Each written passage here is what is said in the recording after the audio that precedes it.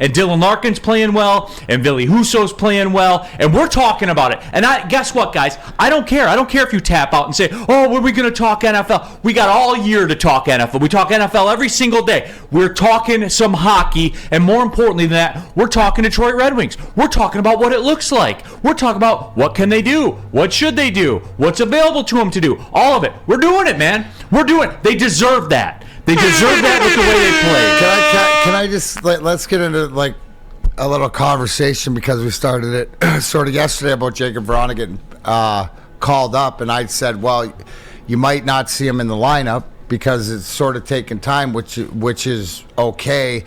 If they put him in the lineup real early, it might be more of a showcase. So I think, the one thing Paul Woods, who's done for years and years on the radio broadcast, such a great job, is that why are you going to give up your assets when you're in a playoff run?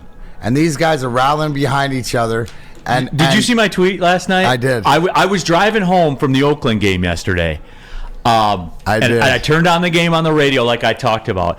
And Paul Woods was getting real aggressive. He was flipping through Canadian media and reading the Edmonton newspaper. And check this out, the disrespect. Spenny. Yeah. So the Edmonton newspaper was talking about how, Ole Mata would look good in an Oilers uniform. And Paul Woods he wasn't having it. He's like, hey, we're in the playoff chase too. What makes you think like we're going to be trading our guys to you? He's a top 4 guy on our team. Yeah, we're in this playoff race. We're not. We're in the playoff chase too. And then he said, I'm watching TSN or whatever, and they put the teams in the hunt on there, like the graphic, and they stopped it at Buffalo, even though Detroit's literally tied with Buffalo. And he goes, he was on one.